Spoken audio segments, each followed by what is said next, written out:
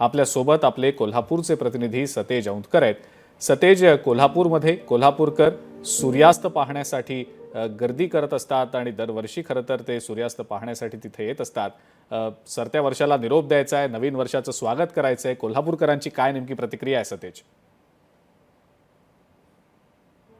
नक्कीच मी कोल्हापुरातील जो रंकाळा या परिसरामध्ये आहे आणि संध्यामठ या परिसरामध्ये खरं तर आहे आणि या ठिकाणची मी दृश्य दाखवण्याचा प्रयत्न करतोय।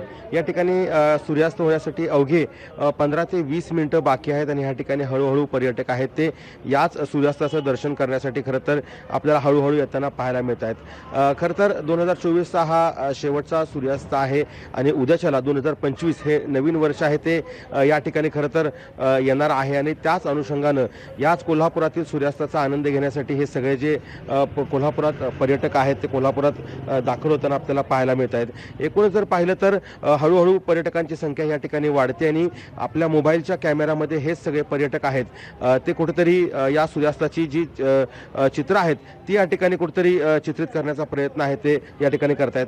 काय सांगाल दादा, कुठून आलाय आणि सूर्यास्त बघण्यासाठी विशेषतः संध्यामठला आलाय? सांगोडे परिसर रंकाळा बघा, सांगोडे। काय सांगाल, आज सूर्यास्त आहे, शेवटचा सूर्यास्त आहे 2024 मधला। काय कसं गेलं वर्ष तुमचं आणि नवीन येणाऱ्या वर्षात काय तुमचे ध्येय धोरण चांगलं दिले, आता नवीन वर्षात बघूया काय असेल ते। आता 1 तारखेपासून आपण काय सांगा, आता जर चांगलं दिले, आता तर चांगलं दिले। हे कुठले चॅनल तुमचं? हे देखील पर्यटक या ठिकाणी दाखल झालेले आहेत, आपण त्यांच्या देखील भावना जाणून घेऊयात। काय सांगाल दादा, कुठून आलेला आहात? हिंदी। कहाँ से आए आप और यहाँ पे क्या करने आए? हम यहाँ गुलबर्गा कर्नाटक से आए, तो हर साल हम नए साल को आते सर।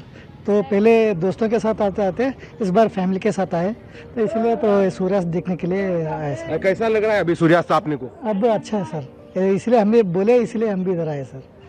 तर आपण ही दृश्य पाहतो, ही सगळी फॅमिली आहे ती गुलबर्गावरून या ठिकाणी सूर्यास्त बघण्यासाठी आलेली आहेत। काही क्या बताएंगे आप, यहाँ पे सूर्यास्त देखने के लिए आए? क्या जी? क्या बताएंगे आप, सूर्यास्त देखने के लिए रंकाड़ा पे आप आए? अच्छा हो रहा है। हाँ, थोड़ा थोड़ा अच्छा दिख रहा है। हम गुलबर्गा से आए। आपण पाहतोय की खरं तर गुलबर्ग्यावरून या ठिकाणी मोठ्या संख्येने जे आहेत ते पर्यटक भाविक नागरिक आहेत ते या ठिकाणी दाखल झालेत आणि हीच मी थेट सूर्यास्ताची दृश्य दाखवतोय।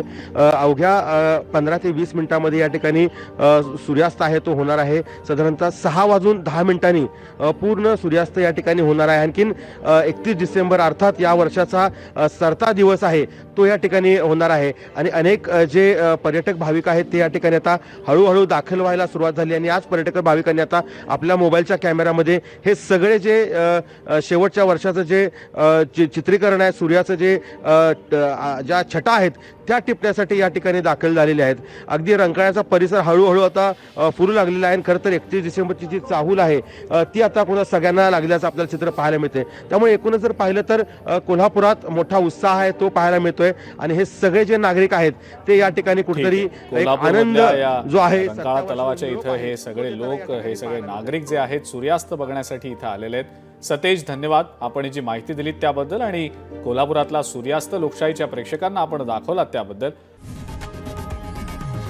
लोकशाही मराठी ऐका, पहा, जागरूक रहा।